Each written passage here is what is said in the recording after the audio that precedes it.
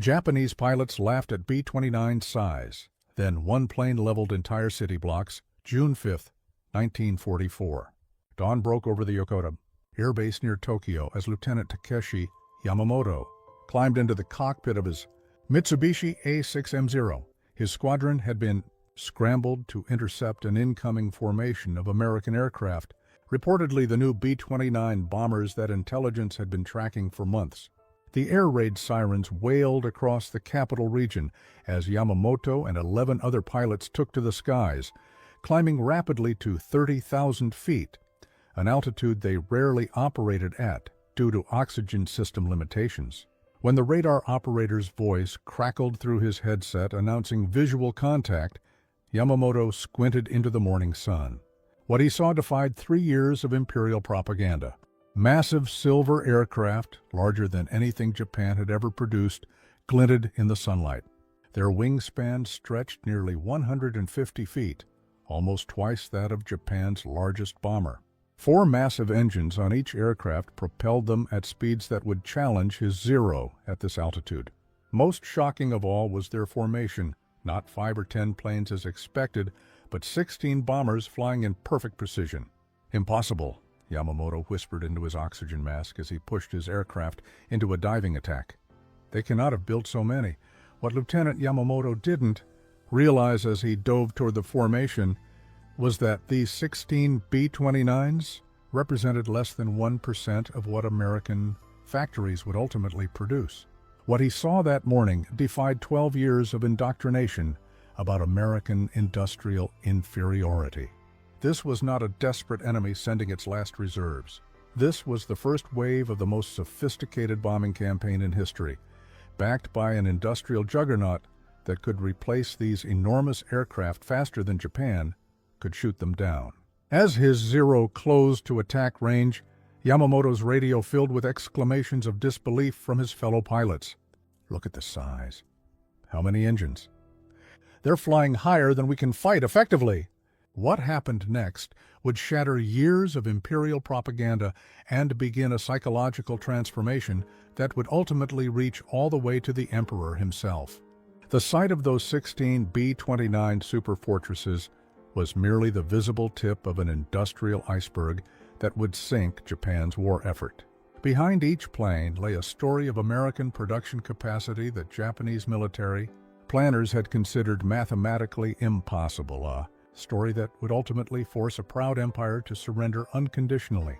In the years leading up to 1944, Japanese military intelligence had built its war plans around several core assumptions about American industrial capacity and technical capability. Official Imperial Army assessments from 1939 predicted that the United States could produce perhaps 50 heavy bombers per month at maximum effort.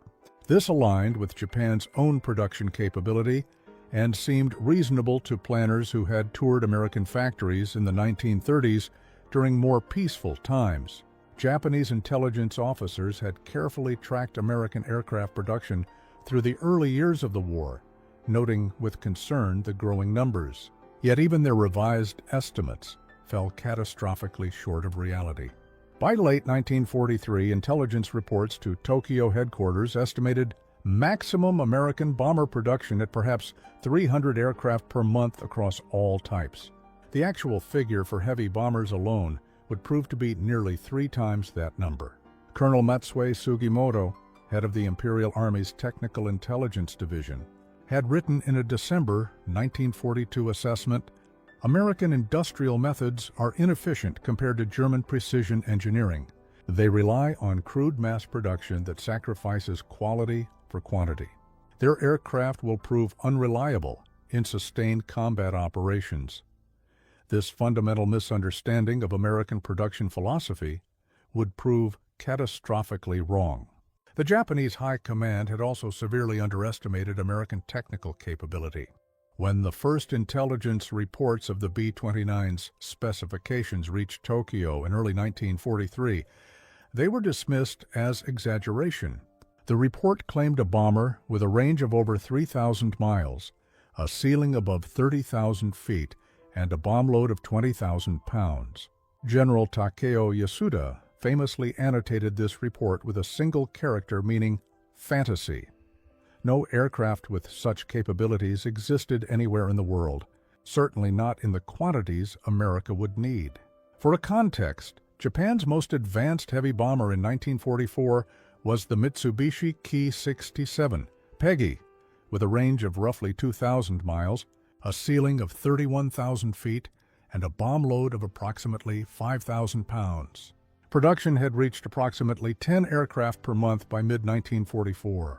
Against this baseline, the reported B-29 specifications seemed absurd, especially in terms of projected numbers.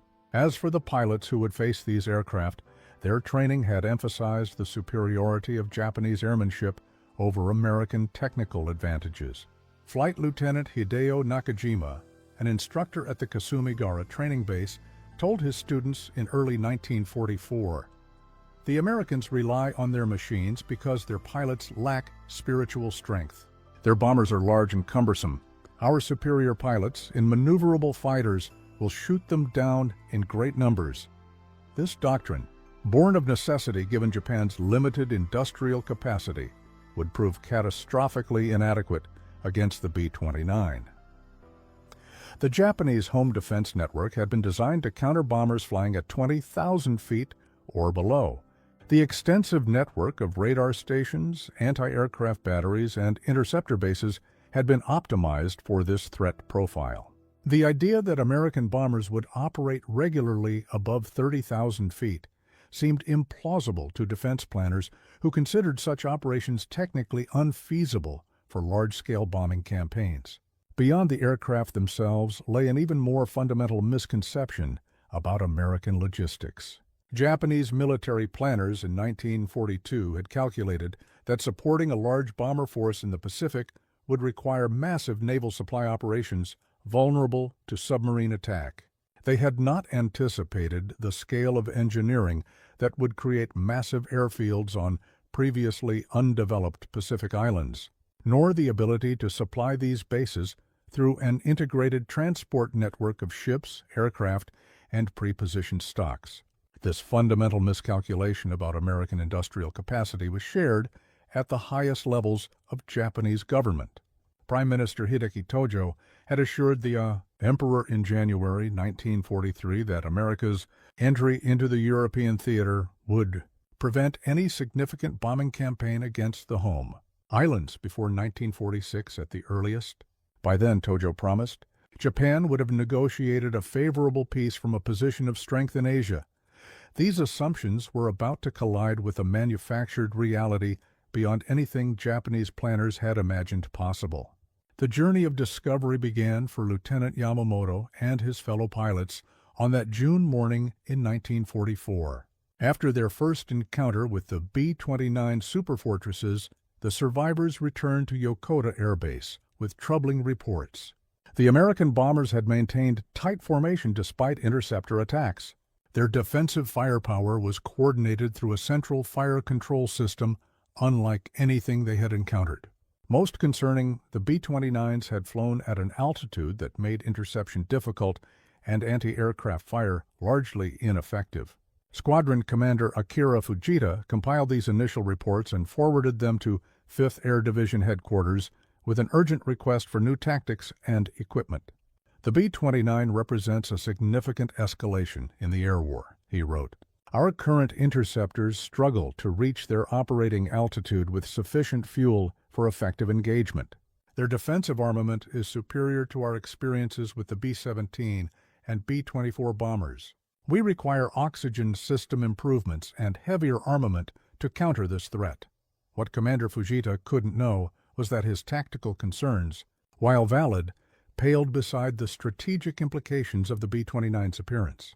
The Superfortress wasn't merely a better bomber, it represented an entirely different level of industrial capability.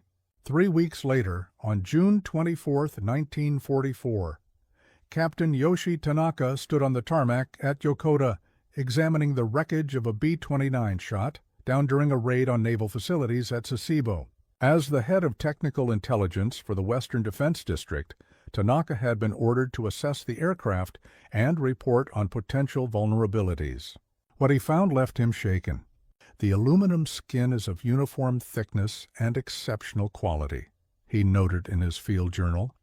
Each panel is attached with precisely spaced rivets that appear machine-placed rather than hand-worked. Tanaka ran his hand along the massive wing spar, noting the perfect consistency of the metal work. This is not hand-finished.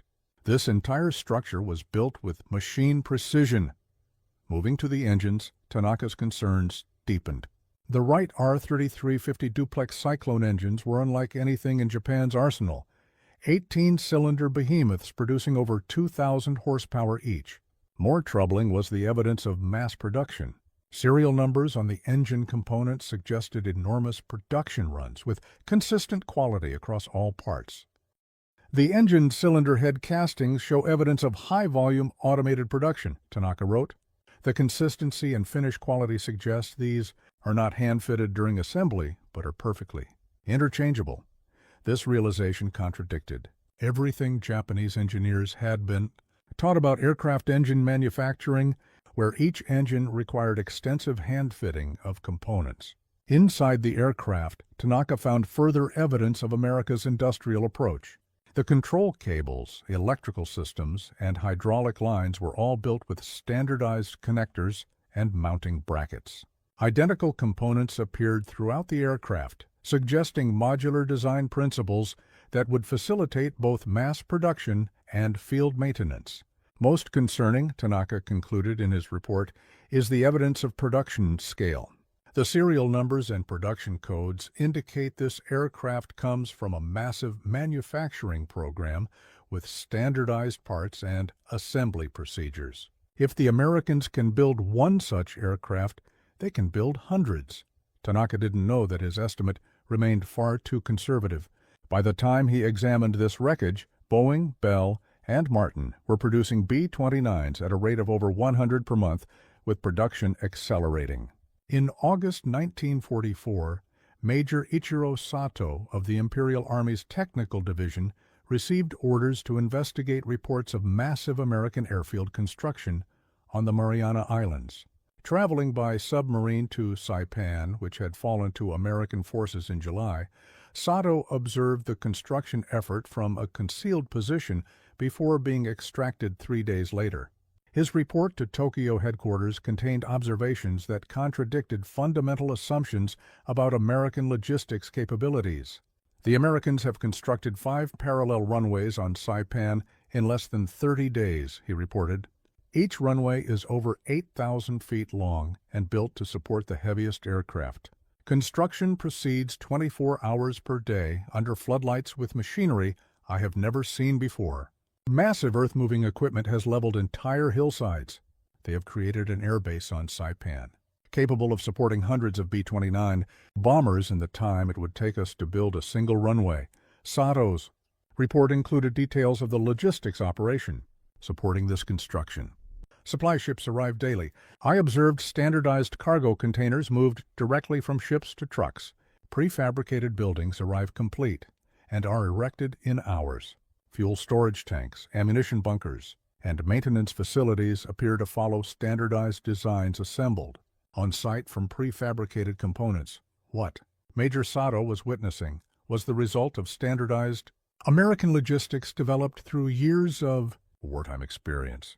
The Seabees and Army engineers had refined techniques that allowed them to construct major air bases in weeks rather than months, using standardized designs and prefabricated components. This capability meant that strategic bombing of Japan could begin far sooner than Japanese planners had believed possible. By October 1944, the evidence of American industrial superiority was becoming impossible to ignore, even at the highest levels of Japanese government. Lieutenant General Yoshitsugu Saito recently returned from Saipan, where he had commanded Japanese forces before the island fell, reported directly to the Emperor's military cabinet. His assessment was blunt. The Americans are not winning through superior fighting spirit or tactics. They are winning through overwhelming material superiority. Their supply system delivers more ammunition in 1 day than we can deliver in a month. Their construction battalions build airfields faster than we can destroy them. Their aircraft replacement rate exceeds our total inventory.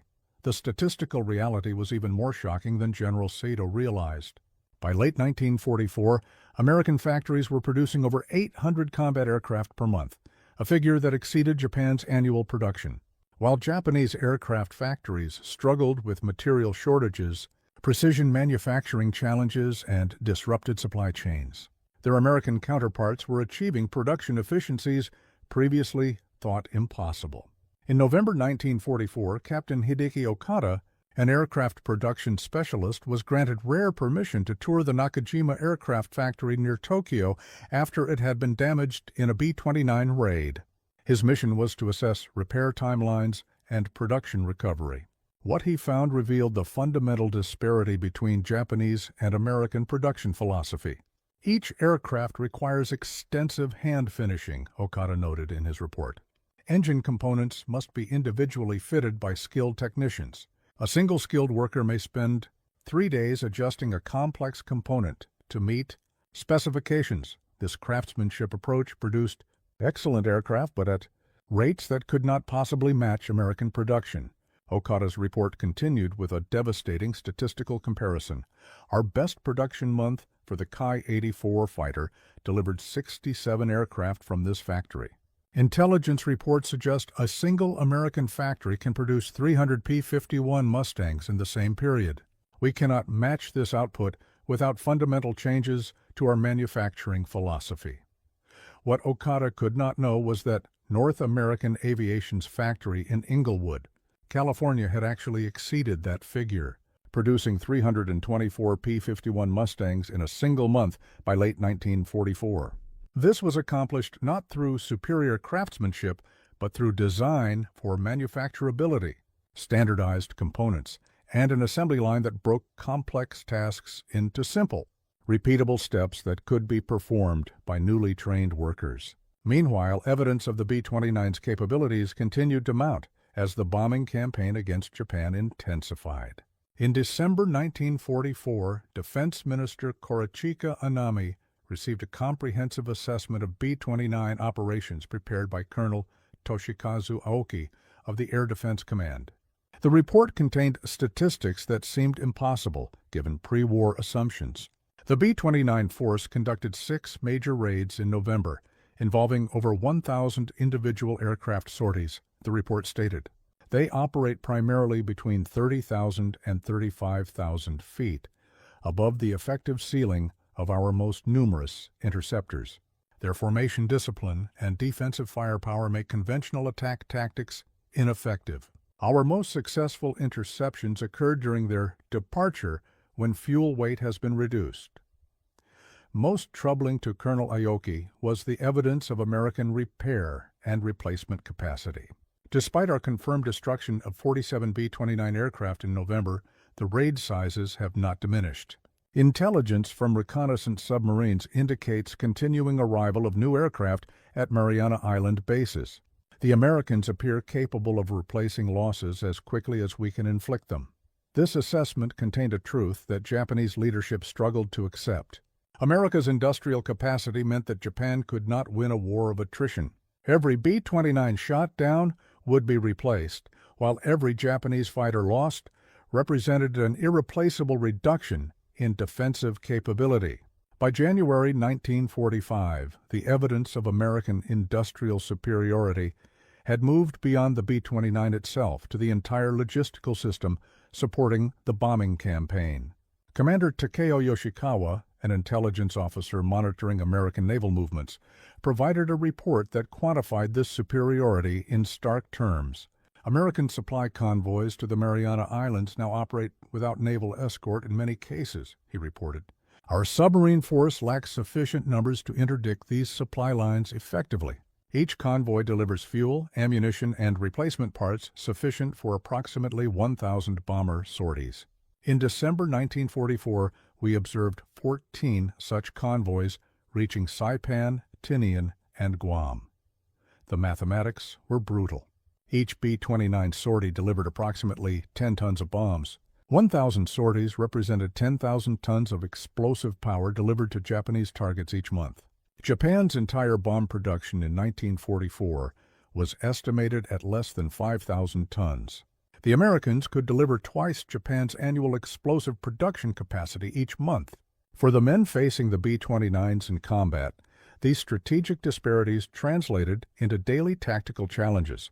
Lieutenant Saburo Sakai, one of Japan's leading fighter aces, described the experience in a tactical briefing for new pilots in February 1945.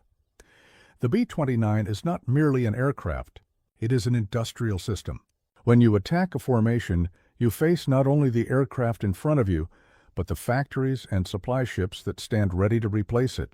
For every one we shoot down, 3 more arrive the next week. Lieutenant Sakai's assessment highlighted a psychological aspect of industrial warfare that was becoming clear to Japanese defenders.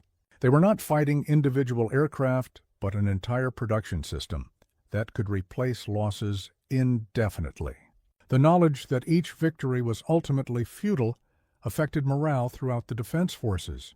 The overwhelming evidence of American industrial superiority continued to mount through early 1945. In March, Major Kenji Hatanaka of the Army General Staff compiled a comprehensive assessment of B-29 operations based on reports from multiple intelligence sources. His findings painted a picture of manufacturing scale that seemed almost supernatural to Japanese officers accustomed to their own production limitations. The Americans have deployed approximately 600 B-29 aircraft to the Pacific Theater, Hatanaka reported. Each aircraft represents approximately 65,000 man-hours of manufacturing labor and the consumption of over 30 tons of aluminum. The entire Japanese aircraft industry, operating at maximum capacity, would require more than 3 years to produce an equivalent number of heavy bombers. Intelligence sources indicate the Americans have produced these aircraft in approximately 18 months, while simultaneously producing thousands of other aircraft types. Hatanaka's report included production figures, obtained from intercepted American radio transmissions that seemed beyond belief.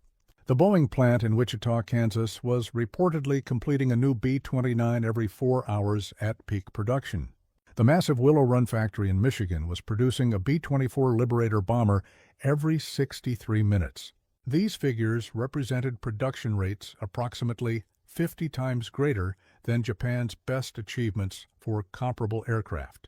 Beyond raw production numbers, the American logistics system supporting these aircraft revealed another dimension of industrial superiority.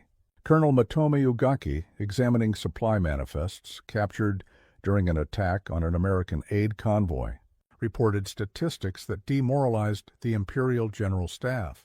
A single American supply ship carried spare engines sufficient to completely re-equip 50 B-29 bombers, Ugaki reported.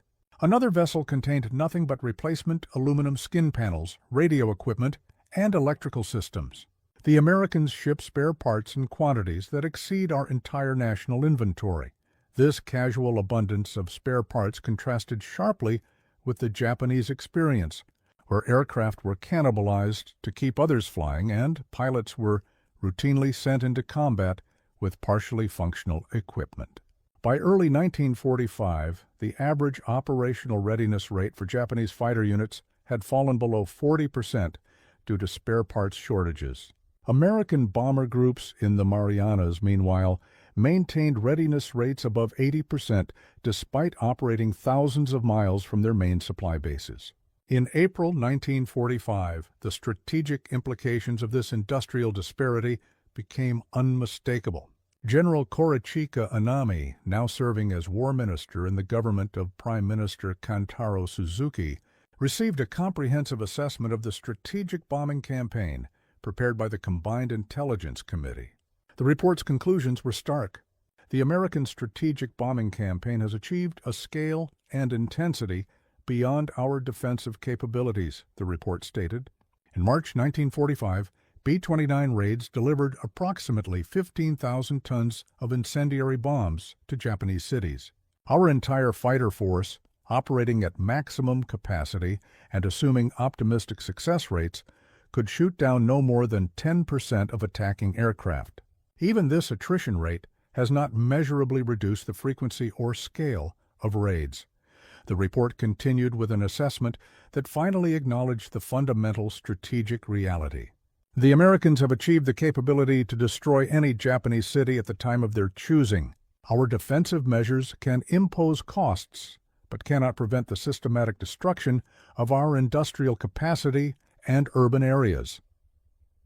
This reality was driven home on the night of March 9, 1945, when 334 B-29s dropped nearly 2,000 tons of incendiary bombs on Tokyo, destroying approximately 16 square miles of the city and killing an estimated 100,000 civilians. This single raid, representing less than a week of American bomber production, had destroyed more of Tokyo than all Japanese bombing had destroyed in China during 8 years of war. For Japanese military personnel captured by American forces, the revelations about American industrial capacity often produced profound psychological effects. Lieutenant Minoru Wada, a Japanese naval officer captured after the Battle of the Philippine Sea, described his first exposure to American logistics during his transportation to a prisoner camp on Hawaii. "I was initially held on an aircraft carrier where I observed flight deck operations," Wada wrote in a memoir after the war. "When aircraft were damaged, American mechanics simply pushed them overboard and brought new planes up from the hangar deck. They treated complex aircraft as disposable items. When I asked an interpreter why they would waste such valuable machines, he seemed confused by my question. 'It's faster to bring up a new plane than to repair a damaged one,' he said. And we have plenty."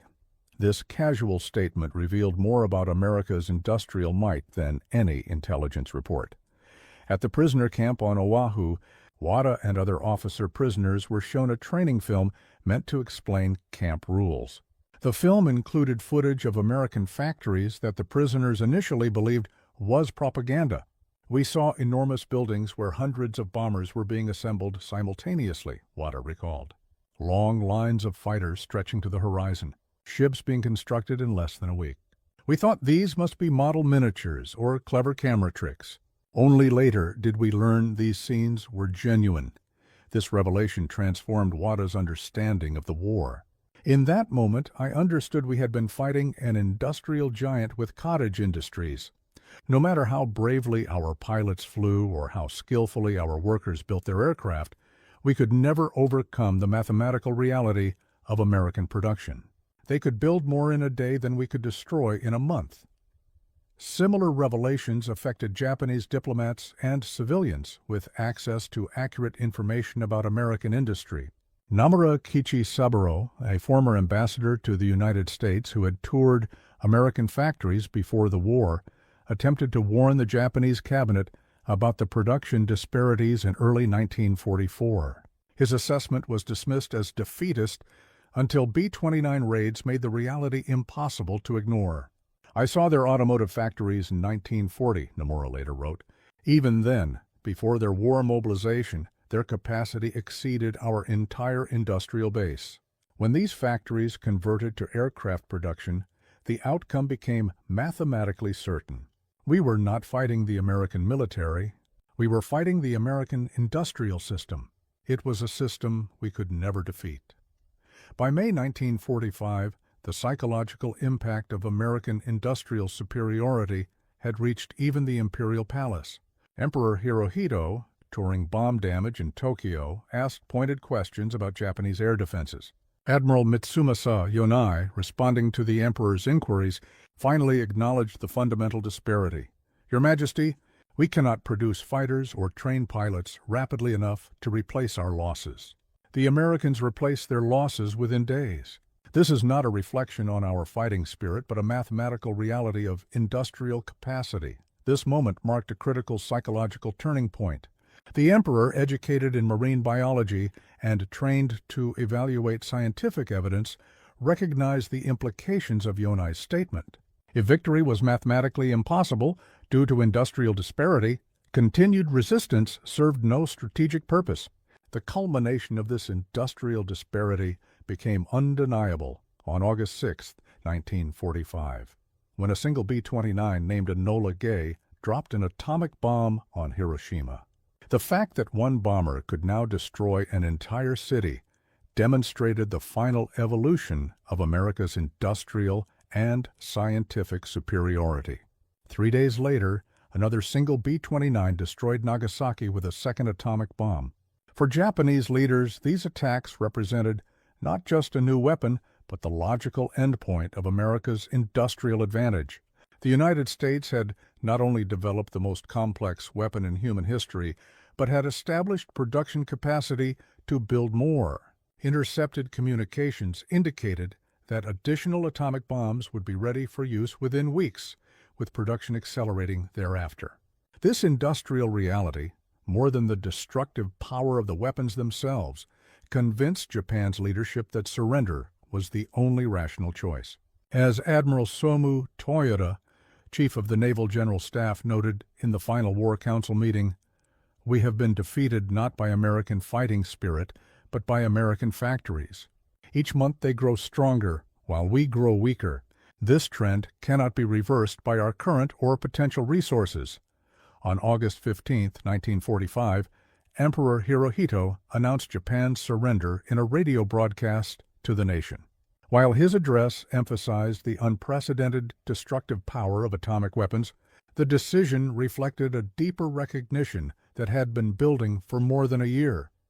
Japan could not overcome America's industrial advantages through fighting spirit or tactical excellence alone. The post-war impact of this industrial revelation transformed Japan's national development strategy. Former military officers who had witnessed American production methods became key advocates for adopting similar techniques during Reconstruction. Lieutenant Tanaka, who had examined the downed B-29 in June 1944, later joined Mitsubishi Heavy Industries as a production engineer, implementing standardization and quality control methods he had first observed in American aircraft wreckage. Minoru Wada, the naval officer captured in the Philippine Sea, returned to Japan and eventually joined Toyota Motor Corporation, where he became an advocate for the manufacturing methods he had glimpsed as a prisoner. His experiences influenced Toyota's developing production philosophy, which would eventually revolutionize global manufacturing through the Toyota production system. Even Emperor Hirohito, in a conversation with American General Douglas MacArthur during the occupation, acknowledged this transformation. "We had believed victory could be achieved through spiritual strength overcoming material advantages," the emperor reportedly said. The B-29 campaign demonstrated that modern warfare requires both spiritual strength and industrial capacity. This is perhaps the most important lesson of our defeat. This lesson resonated through Japan's post-war economic development. The focus on quality manufacturing, industrial efficiency, and export-oriented growth that characterized Japan's economic miracle in the 1950s and 60s had roots in the shocking revelations of Americans' industrial capacity demonstrated by the B-29 campaign. By the 1960s, Japan had transformed its manufacturing philosophy to combine traditional craftsmanship with American-style mass production and quality control. Companies like Toyota, Sony, and Mitsubishi implemented the lessons learned from their wartime encounters with American industrial might, creating products that eventually challenged American dominance in global markets. The irony of this transformation was not lost on men like Saburo Sakai, the fighter ace who had faced B-29s in combat.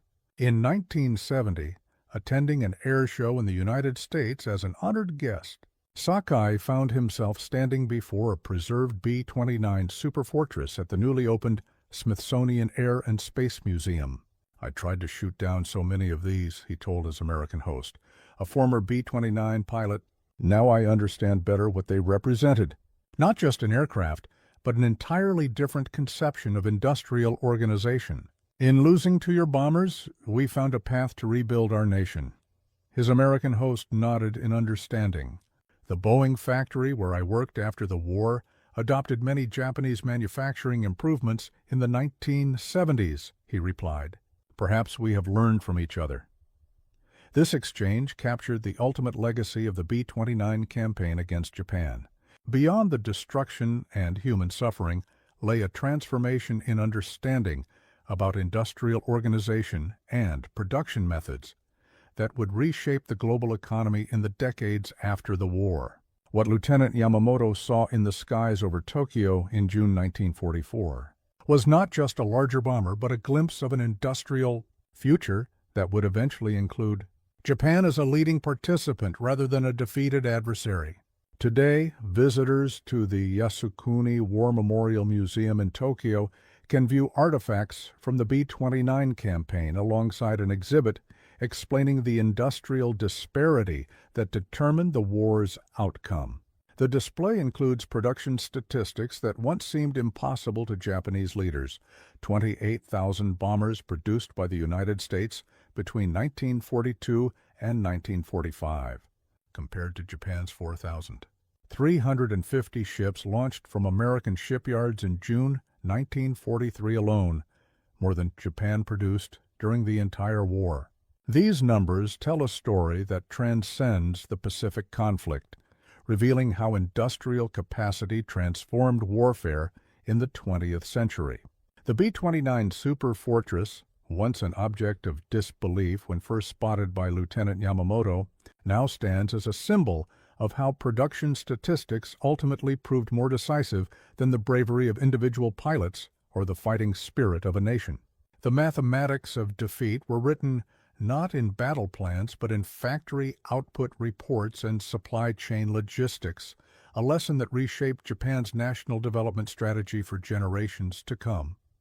April 29, 1945. The morning sun broke through the clouds over Dachau, Bavaria, casting long shadows across the muddy grounds of Germany's oldest concentration camp. SS Obersturmführer Hans Murbach stood frozen at the perimeter, his pistol hanging limply at his side. What unfolded before his eyes defied 12 years of Nazi indoctrination. American soldiers, the gangster capitalists he had been trained to despise, were not executing prisoners or seeking vengeance as Goebbels' propaganda had insisted they would. Instead, Murbach watched in disbelief as members of the 45th Infantry Division unloaded crate after crate of rations, distributing food to the emaciated survivors with a gentleness that seemed impossible from what he had been told were bloodthirsty enemies. "They are feeding them," he whispered to no one. "They are feeding them before they even feed themselves." 3 days earlier, Murbach and dozens of other SS guards had fled the camp, terrified of the approaching Americans. Their commanders had drilled into them that capture would mean immediate execution, especially for those who had overseen the systematic starvation of prisoners. Nazi propaganda had painted American soldiers as vengeful Jewish puppets who would torture captured SS men before killing them. Yet here were these same Americans distributing chocolate, cigarettes, and kerosene to prisoners who had been deliberately starved to the edge of death under German supervision. A medic from the 222nd Medical Battalion knelt beside an emaciated Polish man who couldn't have weighed more than 70 pounds. The American carefully supported the man's head, helping him sip water, speaking soft words Murbach couldn't hear. The scene repeated itself throughout the compound. American G's, many visibly exhausted from battle, prioritizing the comfort of strangers over their own needs. What Murbach witnessed that morning would shatter not just his understanding of his enemies, but the entire ideological foundation upon which the Third Reich had been built, as he would later write in a memoir penned from an Allied prison camp. "In that moment, I understood that everything we had been told was a lie. Our supposed superiority was revealed as a shameful fiction against the simple humanity of our conquerors, the story of how American abundance confronted and ultimately overwhelmed." Nazi ideology extends far beyond this single moment. It represents one of history's most profound examples of how material reality can utterly destroy carefully constructed propaganda. Throughout the war years, Joseph Goebbels' Ministry of Propaganda had characterized Americans as culturally inferior, militarily incompetent, morally corrupted by capitalism and Judaism, and incapable of the discipline required for sustained warfare. What Germans like Murbach discovered instead was an almost incomprehensible industrial might coupled with a pragmatic humanity that defied every prediction made by Nazi leadership. To understand the psychological impact of this discovery, one must first comprehend the depth of deception perpetrated by the Nazi regime regarding America's capabilities and character. Beginning in the early 1930s, German propaganda carefully constructed an image of the United States as a nation of contradictions, supposedly wealthy yet plagued by Depression-era poverty, physically large but spiritually empty, technologically advanced but lacking the will for serious combat. Official Nazi publications and radio broadcasts regularly featured stories of American unemployment lines, juxtaposed with tales of Jewish bankers hoarding wealth. The German press portrayed American society as fundamentally unequal and unjust. Despite Germany's own rapidly developing racial hierarchy, by 1940, when Nazi power had reached its zenith across Europe, German citizens received a steady diet of anti-American propaganda that specifically targeted U.S. industrial capacity. American factories produce only refrigerators and automobiles, declared one popular broadcast, not the weapons of war. Another common refrain suggested that Americans were cowboys playing at soldiers, unprepared for the disciplined might of the German Reich. Minister Hermann Göring famously boasted that American aircraft were flying coffins produced by unskilled workers more concerned with profit than quality. German military intelligence consistently underestimated American production capabilities, with a 1942 assessment concluding that the United States could produce no more than 5,000 aircraft annually, a number that would prove catastrophically wrong. The political situation in 1944 had become desperate for Germany. The Soviet advance from the east threatened Prussia, while the successful Allied landings in Normandy had established a second front. German propaganda responded by intensifying claims about American brutality, suggesting that U.S. troops were instructed to take no prisoners. Meanwhile, Germany's own resources dwindled. By winter 1944, civilian rations in Berlin had been reduced to 1,000 calories daily. Meat appeared on tables once weekly at most. Coffee had become a distant memory, replaced by ersatz substitutes made from roasted grains. Fuel shortages meant that most homes remained cold throughout winter, with electricity available only during specified hours. These privations were explained away as necessary sacrifices for final victory, while Germans were assured that Americans on the home front suffered far worse. The reality could not have been more different. Even with wartime rationing, the average American civilian consumed nearly 3,000 calories. US coffee consumption had been limited to 1 cup daily, a restriction Germans would have considered luxurious. American families received ration books allowing them to purchase limited quantities of sugar, butter, and meat, all items that had essentially disappeared from German markets. While Propaganda Minister Goebbels spoke of American industrial decline, U.S. factories were producing a new BT-4 Liberator bomber every 63 minutes. The Ford Motor Company's Willow Run plant alone employed over 42,000 workers, many of them women, producing aircraft at a pace the German High Command initially refused to believe possible. This disparity between Nazi propaganda and Allied reality created the perfect conditions for the psychological collapse that would occur when German soldiers and civilians directly encountered American material abundance. The contrast was so stark, the evidence so overwhelming, that it frequently led to a complete breakdown in ideological conviction of phenomenon. American intelligence officers would document extensively during and after the war. Colonel Harold Potter of U.S. Army intelligence observed this phenomenon throughout the European campaign. We quickly learned that the most effective propaganda was not what we said, but what we had, he noted in a 1946 report. A single American supply column contained more vehicles than many Germans had seen in years. Our standard field rations generated more astonishment than our leaflets ever could. Potter documented how captured German soldiers would frequently ask to be shown American equipment, initially believing they were being shown exceptional items rather than standard issue. The revelation that every American soldier received a daily chocolate ration-on item, so rare in Germany that it had become a black market luxury, proved especially demoralizing to Wehrmacht prisoners. This journey of discovery began for many Germans in 1943. As the first significant numbers of Wehrmacht soldiers entered American captivity, following defeats in North Africa and Sicily. Unteroffizier Wilhelm Stott was among the 27,000 Germans captured during the Tunisia campaign. A devoted Nazi Party member since 1937, Stott had volunteered for Rommel's Afrika Korps, believing in German technological superiority. His first letter home from Camp McCain in Mississippi reveals his disorientation. The Americans waste more food in a day than we saw in a week in Africa. Yesterday, I watched a cook throw away potatoes because they were slightly discolored. Such potatoes would have been a feast for us at the front. I begin to wonder how we can win against a nation that can afford such waste. Stord's experience was far from unusual. Across the United States, approximately 371,000 German prisoners of war encountered an America that bore no resemblance to what Nazi propaganda had prepared them for. U.S. authorities, adhering to Geneva Convention requirements, housed Poles in facilities equivalent to those used for American troops. This meant that German prisoners often lived in better conditions than many of their American guards had experienced. As civilians during the Great Depression, Camp Shelby in Mississippi provided German enlisted men with barracks containing actual beds, with mattresses, a marked improvement over the field conditions most had endured at the front. 3 meals daily totaling over 3,000 calories represented more food than many Germans had seen in years. Most shocking to the prisoners was the casual abundance of items that had become rarities in the Reich: coffee, sugar, cigarettes, and chocolate. Oberleutnant Franz Binder, captured near Cassino in 1944, wrote in his camp diary, "The Americans allocate each prisoner 5 cigarettes daily as a matter of routine." In Germany, my father writes that he stands in line for hours hoping to receive 3 cigarettes for an entire week.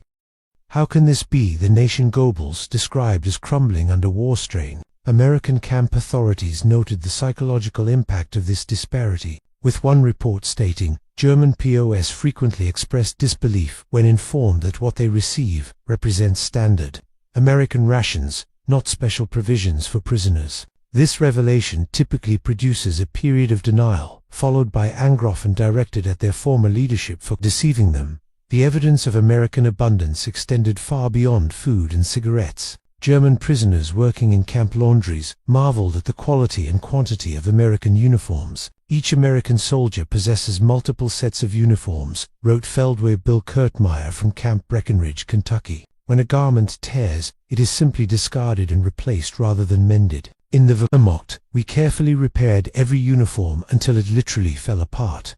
The casual American attitude toward material goods proved especially disconcerting. Post reported watching American soldiers discard items for minor flaws that would have been considered valuable salvage in Germany. One camp administrator recorded a German captain's observation: "Your soldiers throw away more than our entire company possessed." Medical care provided another shocking contrast. German POWs received the same standard of treatment as American military personnel, which often exceeded what had been available to them in the Wehrmacht.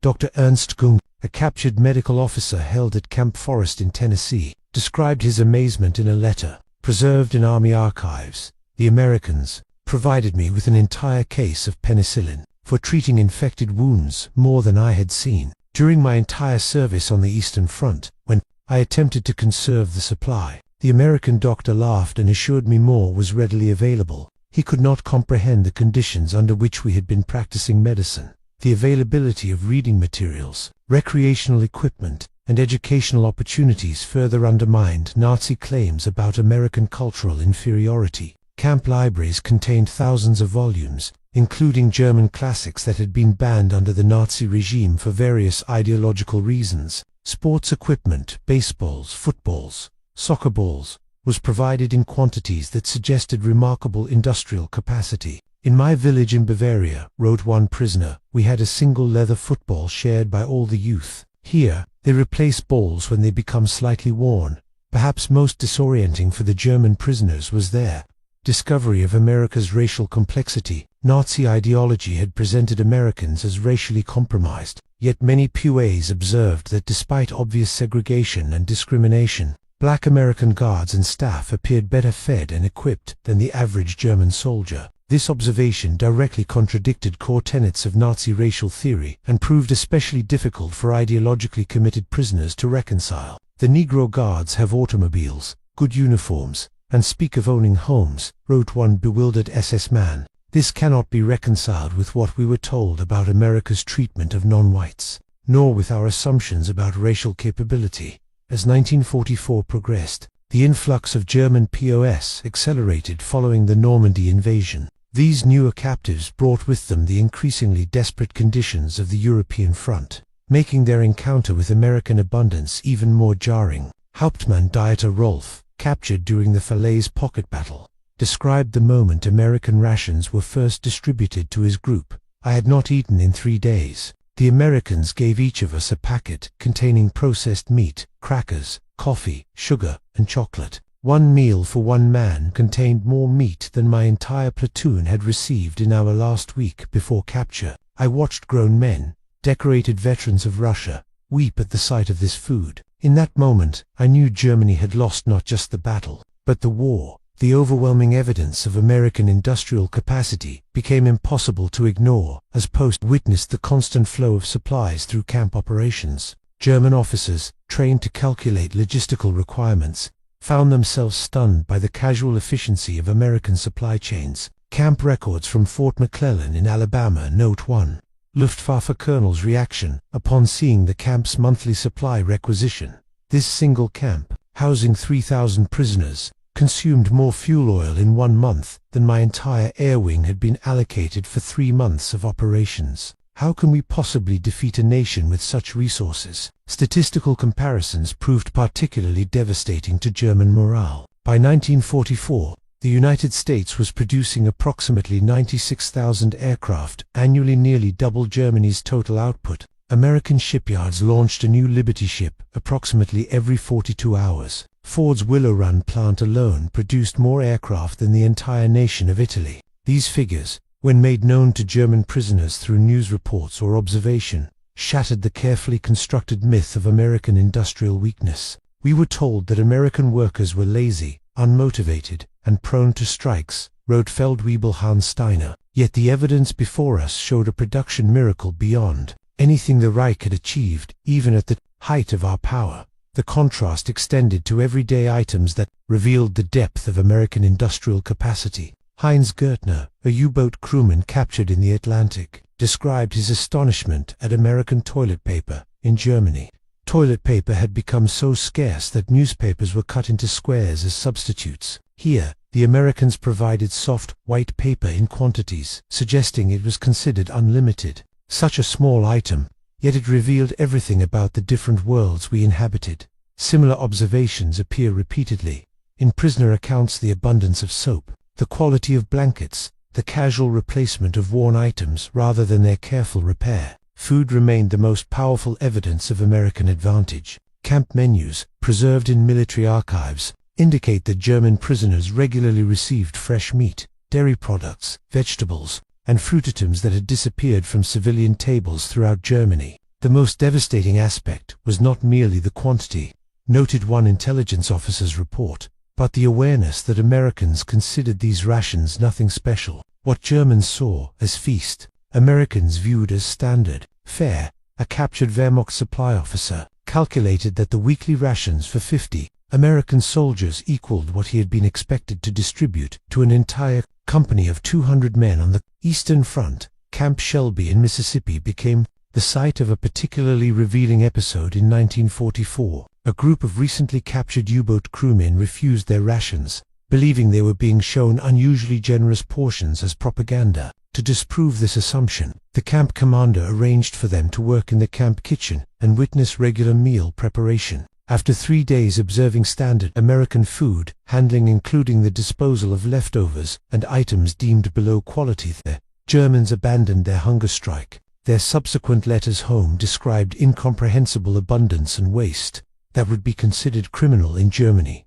This pattern repeated itself across the American POW camp system. At Camp Blanding in Florida, German prisoners working in agricultural programs witnessed vast fields of crops, efficient harvesting machinery, and modern food processing facilities. "We watched as imperfect vegetables were discarded rather than sent to market," reported Jeff writer Otto Muller. "When I asked why such food was wasted, the American supervisor seemed confused by the question. He explained that consumers would not purchase slightly blemished produce. In Germany, we had been fighting over such food since 1942. The psychological impact of witnessing such casual disposal of edible food at a time when German civilians were subsisting on turnips and bread made partly from sawdust cannot be overstated." Transportation technology provided another shocking contrast. German prisoners assigned to camp maintenance details encountered American vehicles in quantities and varieties that defied their understanding of wartime production.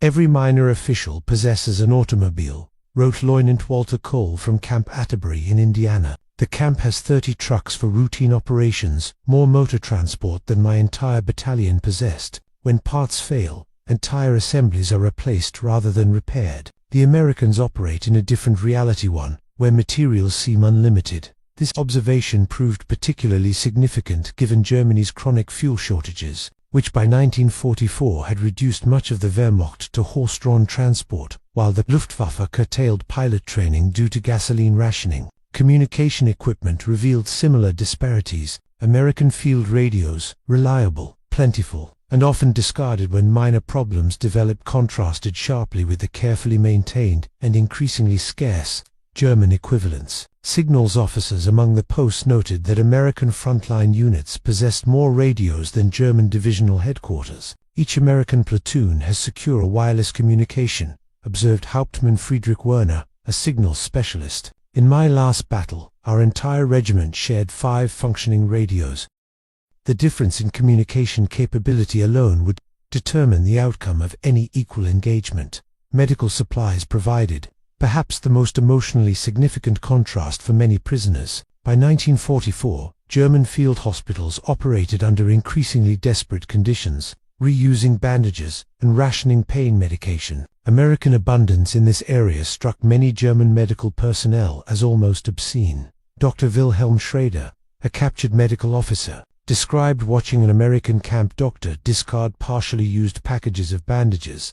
"I found myself retrieving them from the waste bin when no one was looking, not because I needed them, but because the habit of conservation had become so ingrained. The American nurse who discovered me doing this did not understand my explanation. To her, such supplies were ordinary, unlimited. The availability of antibiotics particularly astonished German medical personnel. Penicillin, still strictly rationed even in American military settings, was nevertheless available in quantities that German doctors found miraculous. While Wehrmacht medical units recycled bandages and sterilized limited supplies of surgical instruments, American field hospitals deployed disposable items and abundant medications. Dr. Heinz Weiss, captured in Normandy, wrote, "The Americans gave me penicillin for a minor infection, more of this precious medicine than I had been able to obtain for an entire ward of wounded men in my last posting. When I expressed my gratitude, the American doctor seemed puzzled by my reaction. He considered such treatment routine." As 1944 progressed into new German prisoners arrived with increasingly dire accounts of conditions inside the Reich. They described civilians subsisting on less than 1,000 calories daily, cities reduced to rubble by bombing, and critical shortages of everything from clothing to cooking fuel. These accounts made the contrast with their American captivity even more psychologically devastating. "My last meal in Germany was soup made from potato peels," wrote one prisoner who arrived at Camp Carson in Colorado in February 1945. "My first meal here included real coffee, eggs, white bread with butter, and fruit. I could not eat it. All my stomach had shrunk from months of privation. The American guard seemed concerned that I had left food on my plate." Personal hygiene items provided another revealing contrast. By late 1944, soap had become so scarce in Germany that it was distributed through ration cards, with families receiving perhaps one small bar monthly. In American POW camps, each prisoner received a weekly soap ration, along with access to hot water and shower facilities, luxuries many had not experienced in years. "The Americans are clean because they can afford to be clean," observed one prisoner. "Cleanliness is not a moral virtue here, but a material possibility. This understanding changes everything about how one sees the world." Beyond material abundance, prisoners encountered a system that generally adhered to the Geneva Convention regarding prisoner treatment, contradicting Nazi claims that Americans routinely mistreated captives. While violations certainly occurred, and conditions varied between camps, the overall American treatment of POS stood in stark contrast to what German propaganda had predicted. "We were told Americans would torture and execute SS personnel," wrote Unterscharfer Kurt Meyer. "Instead, they provided the same rations, housing, and medical care as other prisoners. The greatest punishment was watching them dispose of leftover food while knowing our families were starving." This dissonance between expectation and reality produced profound psychological effects documented by American intelligence officers. Captain James Williams, who interviewed hundreds of German POAs at Fort Carson, noted recurring patterns. Initial disbelief gives way to anger, typically directed at their own leadership for deception. This anger then transforms into a deeper re-evaluation of the entire Nazi worldview. The most committed Nazi prisoners typically experience the most severe psychological distress when confronted with evidence that contradicts their indoctrination. Williams documented cases of prisoners who initially refused to accept photographic evidence of concentration camps, yet who found themselves unable to deny the material abundance surrounding them in captivity. They could reject photographs as propaganda, Williams wrote, but they could not deny the food on their plates. Hauptmann Werner Drexler represented this phenomenon clearly. Captured in 1943 after his U-boat was sunk, Drexler arrived at Camp Papago Park in Arizona as a dedicated Nazi. His early interrogations revealed complete adherence to party ideology, including anti-Semitic conspiracy theories about American industry. Within 6 months, his perspective had transformed dramatically. "The America I have witnessed bears no resemblance to what our propaganda described," he wrote in a letter later confiscated by pro-Nazi prisoners, who would ultimately murder him for his betrayal. "Their productive capacity exceeds anything I believed possible. Their common soldiers live better than our officers. Their waste alone could feed the cities of Germany. These are not opinions but observable facts." The transformation extended beyond material comparisons to fundamental questions of governance and society. German POAs had been raised in an increasingly regimented system where even minor decisions were subject to official oversight. American administrative efficiency, despite what Germans initially perceived as a more casual attitude toward authority, challenged their assumptions about organizational necessity. The Americans achieved through voluntary cooperation what we attempted to impose through discipline, noted Hauptmann Karl Frenzel in a 1945 camp report. Their system appears chaotic compared to German order, yet it produces more with less evident effort. This suggests something fundamentally flawed in our understanding of human motivation. The psychological impact intensified for prisoners witnessing American racial complexity. Nazi ideology had presented a simplistic racial hierarchy, contradicted by the observable reality of multi-ethnic American military effectiveness. Black American soldiers, depicted in Nazi propaganda as jungle savages incapable of discipline, appeared as well-trained military personnel operating advanced equipment. Japanese Americans serving in segregated units demonstrated exceptional skill and dedication, despite their families often being held in internment camps, a contradiction that confused prisoners steeped in racial determinism. "If the Americans can achieve such results with racially mixed forces," wrote one former Hitler Youth member, "perhaps our entire conception of racial capability requires reconsideration." Military equipment provided particularly devastating evidence against Nazi claims of qualitative superiority. German prisoners with technical backgrounds found themselves stunned by the reliability, standardization, and sheer quantity of American military hardware. Wehrmacht officers accustomed to chronic shortages of spare parts observed American maintenance units casually replacing entire engines rather than attempting repairs. German engineering emphasized quality over quantity, wrote Oberleutnant Heinrich Müller, a panzer officer captured in France. "We believed this would overcome American mass production. What I have witnessed here suggests we catastrophically misjudged the quality of American manufacturing. Their equipment is both superior in numbers and sufficiently reliable for warfare." The American M1 Garand rifle particularly impressed German infantry officers, who compared it favorably to their own Mauser Kanine. The Garand's semi-automatic operation, at-round capacity, and reliability in adverse conditions represented technology the Wehrmacht had been unable to master. "Every American infantryman carries a weapon superior to what we issued to our best marksmen," observed one prisoner. The disparity in basic equipment predicted everything that followed on the battlefield. As American forces entered Germany itself in the contrast between propaganda and reality reached its most dramatic expression. German civilians, prepared by Goebbels for a wave of revenge and atrocity, instead encountered American soldiers distributing food and establishing basic services. The psychological impact proved overwhelming. "We hid in our cellar for 3 days, expecting the worst," wrote Elizabeth Schultz of Riem. "When we finally emerged, American soldiers were giving chocolate to children and setting up a field kitchen for the town. My neighbor, who had been a devoted Nazi, suffered what appeared to be a nervous collapse. The Americans' behavior so contradicted what we had been told that she could not reconcile reality with her beliefs." This pattern repeated itself throughout occupied Germany. In Aachen, the first major German city captured by American forces, military government officials discovered civilians living on approximately 700 calories daily. American army kitchens immediately began producing thousands of hot meals for distribution. The sight of former enemies feeding starving civilians while themselves consuming rations that seemed impossibly luxurious shattered remaining faith in Nazi propaganda. The Americans feed their prisoners, their dogs, and even their former enemies before their own soldiers show any signs of hunger, wrote one Aachen resident. This alone refutes every claim our leaders made about American character.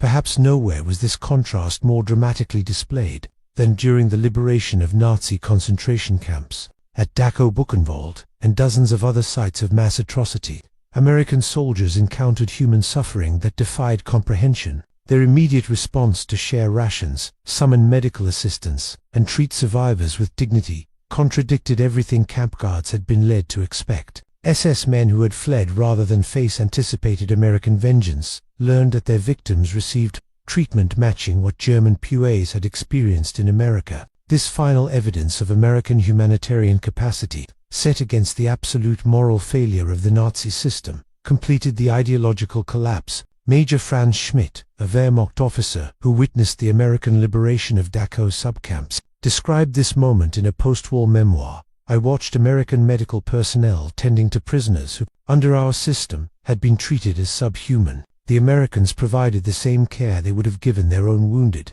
This simple human decency, displayed toward those our ideology had defined as unworthy of life, revealed everything about the moral bankruptcy of National Socialism. The contrast could not have been more absolute or more damning. The overwhelming evidence of American abundance and humanity forced a profound psychological transformation among those who witnessed it directly. This transformation proceeded through recognizable stages documented by Allied intelligence officers. Initial disbelief typically gave way to anger at having been deceived, followed by a period of re-evaluation and ultimately acceptance of a new reality. The process resembles grief, noted Captain Williams in his analysis of prisoner psychology. They mourn the loss of their previous worldview before they can accept what they have witnessed. Letters from German post to family members reveal this transformation process. Early communications often attempted to reconcile American abundance with Nazi claims, suggesting that prisoners received special treatment for propaganda purposes, or that conditions in the camps represented exceptions rather than American standards. As time passed, these rationalizations gave way to explicit acknowledgement of having been deceived. "Do not believe what they tell you about America," wrote one prisoner to his brother in the Wehrmacht. "Everything we were told was a lie. Their ordinary soldiers live better than our highest officials. Their productive capacity exceeds anything we imagined possible. Germany cannot win this war. The disparity in resources and manufacturing is too great." Such letters, heavily censored by German authorities when they reached the Reich, nevertheless contributed to declining morale on the home front. By early 1945, rumors of American abundance had spread throughout Germany, contributing to the collapse of civilian morale in the war's final months. Wehrmacht's desertion rates increased dramatically as soldiers sought American rather than Soviet captivity.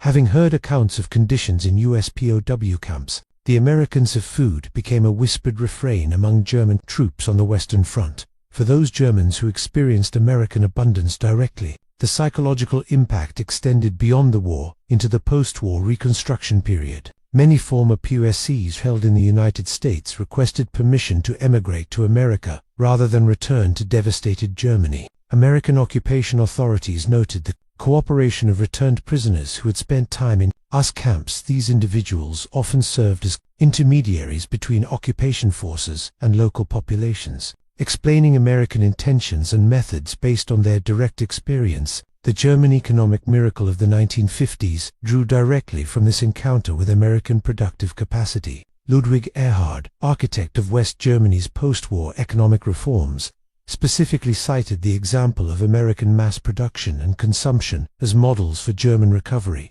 Former POS who had witnessed American manufacturing methods firsthand often became advocates for adopting similar approaches in reconstructed German industry. The Marshall Plan's success in Western Europe built upon this foundation. Germans who had experienced American abundance understood its source in production methods and economic organization rather than in natural resources or exploitation. Perhaps most significantly, the encounter with American humanitarian values, alongside material abundance, helped establish the moral foundation for post-war German democracy. The discovery that material prosperity could coexist with human rights, that economic productivity did not require the cruelty and regimentation of the Nazi system, a powerful counterexample to totalitarian economics. Former prisoners who had witnessed American society, however imperfectly and partially, returned with an understanding that democracy and prosperity could reinforce rather than contradict each other. "What I learned in America," wrote one former POW, who later served in the West German parliament, "was that abundance without freedom means little, while freedom creates its own abundance." The American example showed us a different path forward, one where human dignity and material prosperity grow together rather than at each other's expense.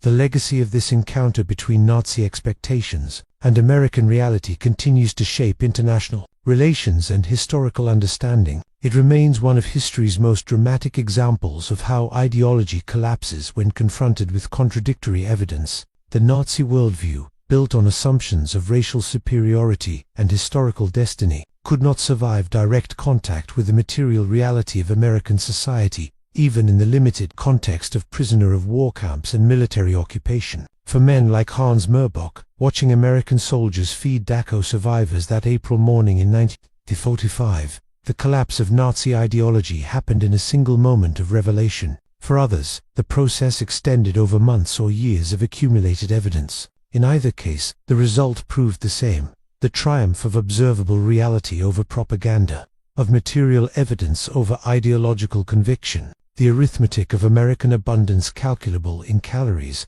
horsepower, tonnage, and production rates, provided irrefutable evidence against which no propaganda could stand. In this most literal sense, American values ultimately conquered Nazi Germany, not just on battlefields but in the hearts and minds of those who experienced American abundance firsthand. The soldiers who shared their rations with former enemies and concentration camp survivors represented a form of victory more profound and lasting than any achieved through force of arms alone.